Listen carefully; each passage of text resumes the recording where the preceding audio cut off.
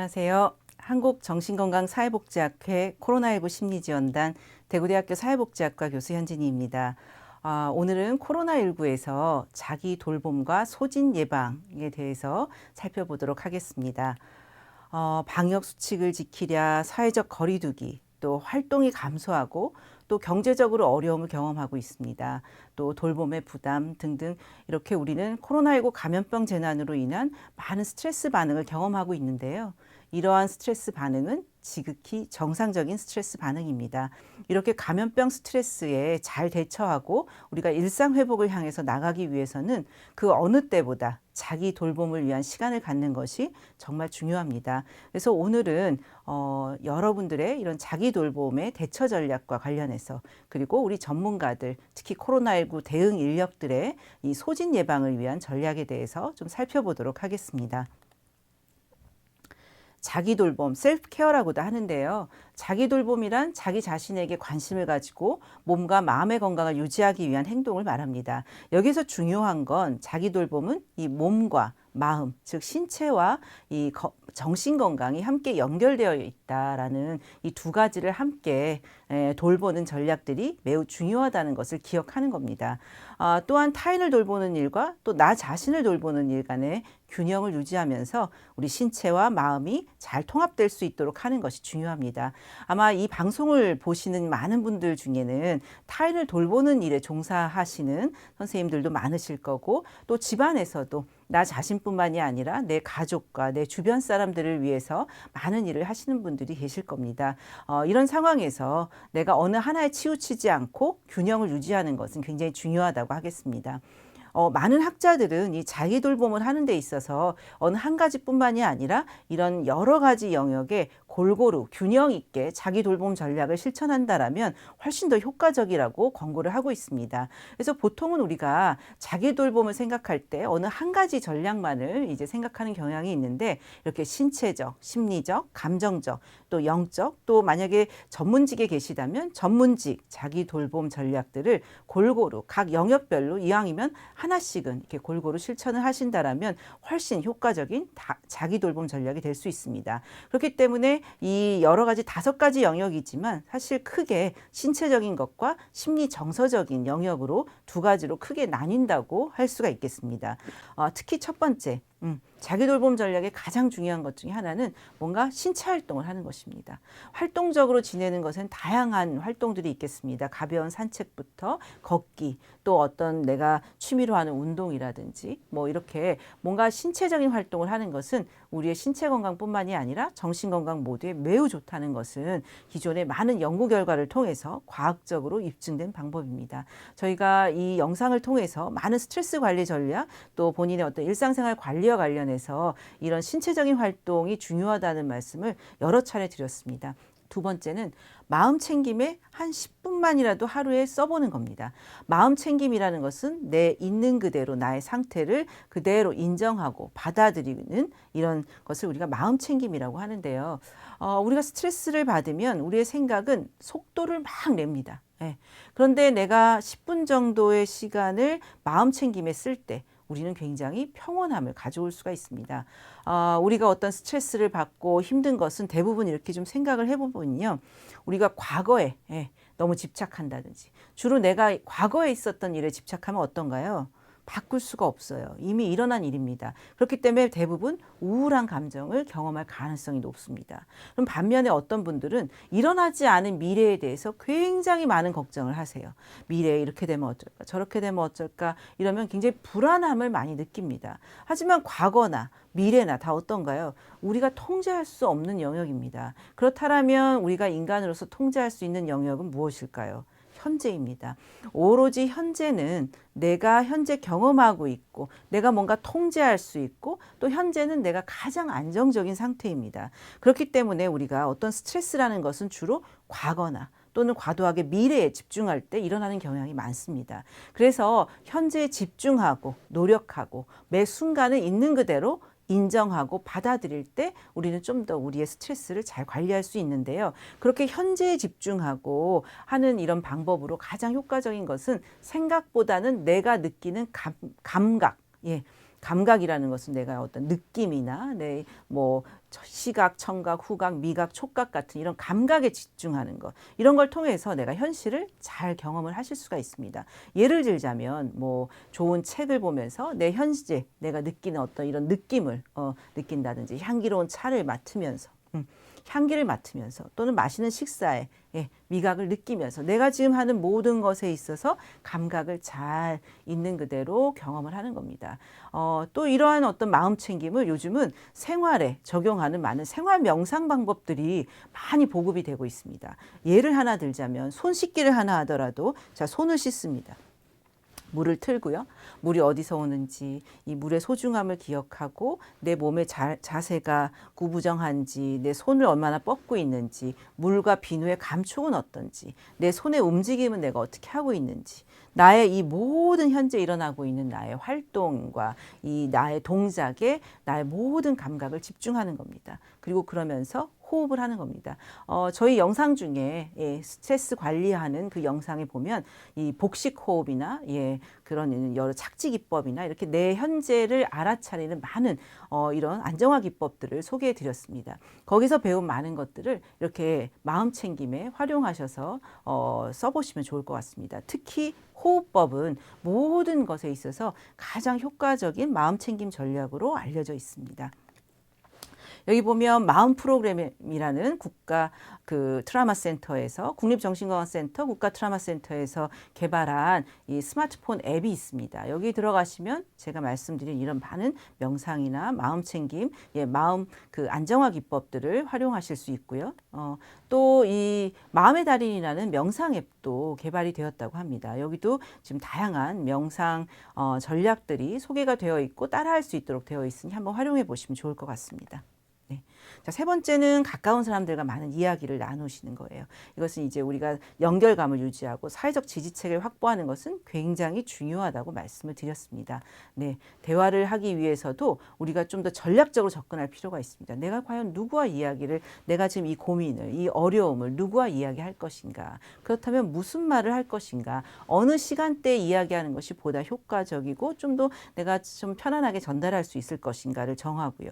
대화를 나누게 된다라면 나 전달법. 나 전달법이라는 것은 나로 시작하는 것입니다. 그러니까 너라고 하기보다는 내가 지금 이렇게 하는 것은 어떻다라고 나를 중심으로 나를 주어로 놓고 여러분들이 이 전달하는 이 전달 방법은 보다 대화를 공격적이지 않고 좀 더 부정적이지 않고 내 생각과 감정을 효과적으로 전달하고 있는 것으로 알려져 있습니다.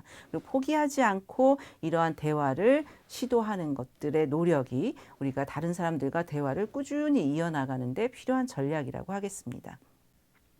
자, 다음은 네 번째입니다. SNS 사용 횟수를 제한하고 신뢰할 수 있는 뉴스 출처를 활용하시는 겁니다.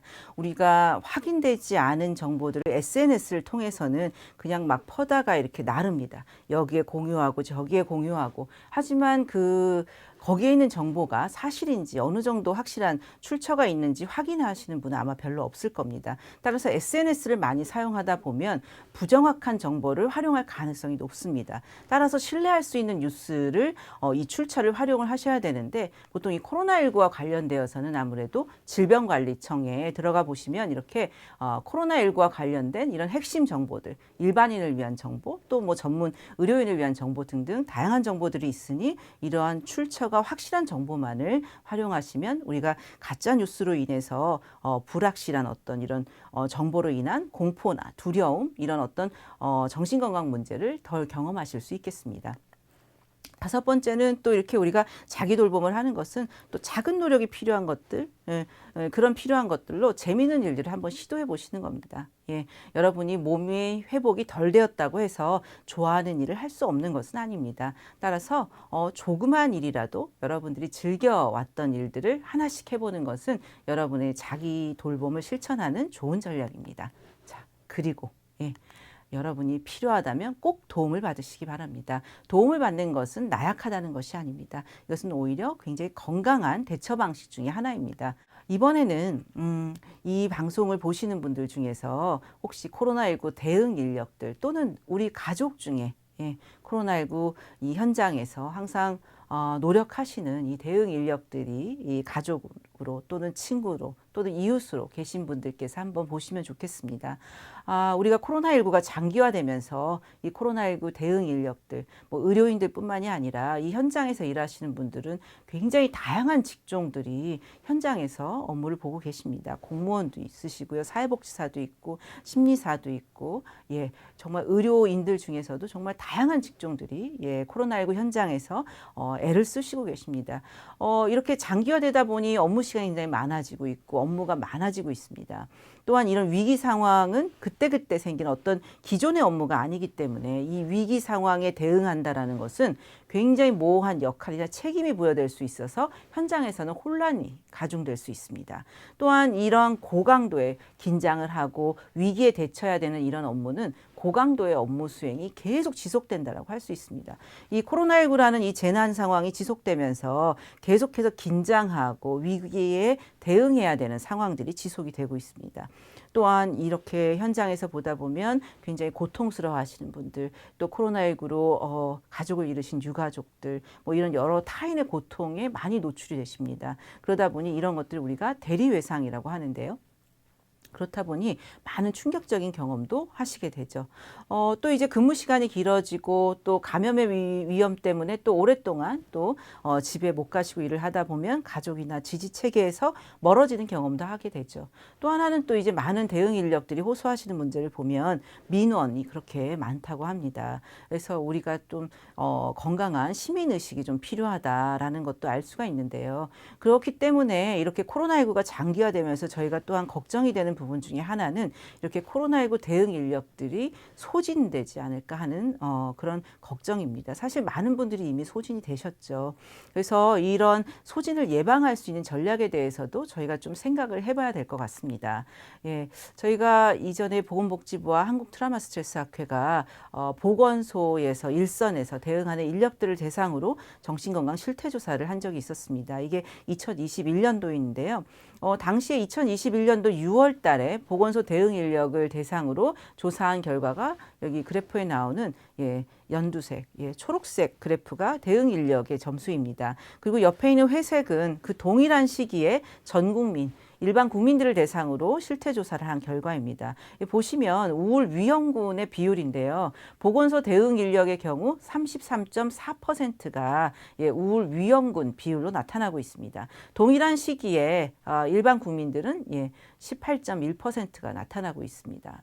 그래서 월등하게 또 이 중에서도 특히 여성들이 더 많은 이제 어려움을 경험하는 것으로 나타나고 있는데요. 이렇게 일반인의 약 2배 가량의 많은 어려움들을 경험하고 계시는 것을 볼 수가 있는데 그렇기 때문에도 우리가 이런 소진 예방 전략이 정말 필요한 것 같습니다. 코로나19 대응 업무 종사자들은 결국 이렇게 많은 게 요구된다고 현장에서 아마 느끼고 계실 겁니다. 그래서 스트레스를 굉장히 많이 경험하고 계실 텐데요. 그래서 여기서 받는 이런 여러 가지 스트레스는 여러분들께서 지극히 정상적인 반응이라는 것을 먼저 이해하시면 좋겠습니다. 하지만 이러한 시기에 이 정상적인 반응이지만 내 스트레스와 나의 심리 사회적인 건강을 잘 관리하는 것은 여러분의 신체적인 건강을 유지하는 것만큼 굉장히 중요하다는 사실도 기억하시면 좋겠습니다. 그렇기 때문에 본인의 기본적인 욕구뿐만이 아니라 또 도움이 되는 대처 전략을 잘 활용하셔야 되는데요. 그렇다면 이런 도움이 되는 대처 전략은 무엇인지 좀 살펴보도록 하겠습니다. 먼저 첫 번째는 여러분들께서는 내가 스트레스를 받으면 나는 어떠한 징후가 나타난다라는 것을 인식을 하시고 자각을 하시면 즉각적으로 휴식을 취한다든지 도움을 받는다든지 어떤 이런 대처를 꼭 하시기 바랍니다. 이러한 것들이 이제 쌓이다 보면 사실은 이러한 것들이 이제 소진의 위험 요인이 되는 거죠. 그다음에 업무량 관리하는 거 물론 쉽지 않습니다. 쉽지 않지만 그럼에도 불구하고 내가 할 수 있는 범위에서 업무량을 통제하려고 노력하고 또 근무 중에도 교대 사이에는 반드시 휴식을 취하고 하는 이런 적극적인 노력은 반드시 필요하겠습니다. 또한 균형 잡힌 어떤 생활 방식들, 내가 업무와 또 이 개인적인 이 여가 시간 간의 어떤 이런 좀 이 고리를 끊는 것, 이 업무가 그대로 나의 가족과 이 여가 시간에 이제 옮겨가지 않도록 내 일과 내 개인적인 사생활을 좀 분리하도록 가능한 한 노력하는 것들이 필요하겠고요. 여러분들이 코로나19 이전에 활용하셨던 유용한 스트레스 대처 전략이 있다라면 적극적으로 활용하시기 바랍니다. 그리고 가능한 한 업무량을 관리하실 수 있도록 하시고요. 또 신체 활동에 참여하는 거, 앞서 이제 말씀드렸지만 우리가 자기 돌봄에서 아주 중요한 이런 신체 활동에 참여하는 것은 이 코로나19 대응 업무 종사자들 여러분들에게도 동일한 전략이 되겠습니다. 그래서 스트레스를 완화할 수 있는 행동을 잘 실천하시고요. 또 여러분들 주변에 있는 가족, 친구, 동료, 상사 또는 신뢰하는 누군가든 지속적인 연락을 하시고, 그래서 이런 지지 체계를 적극 활용하셔서 도움을 받고 이런 지지를 받으시는 거, 위안을 받으시고, 이런 것들은 매우 필요하다고 하겠습니다. 그리고 도움이 되지 않는 담배나 술, 약물들은 되도록 피하려고 하는 것들. 이런 이 자기관리 전략을 통해서 우리가 코로나19가 장기화되면서 코로나19 대응 업무에 종사하시는 많은 분들께서 정말 어려움을 경험하고 계시는데요. 소진을 잘 예방하셔서 우리 모두가 건강하게 이 시기를 잘 극복해 나갔으면 좋겠습니다. 네. 이렇게 많은 전략들을 저희가 소개를 해드리고 있지만, 그럼에도 불구하고 내가 정말 도움이 필요하시다면 정신건강 전문가의 도움을 적극적으로 받으시는 것은 가장 건강한 자기돌봄 전략이면서 대처 방법이라고 하겠습니다. 국가에서 운영하는 이런 다양한 무료 정신건강 상담 전화를 적극 활용하시고 이런 여러 카카오톡 채널이나 어플리케이션도 잘 활용하시면 좋겠습니다.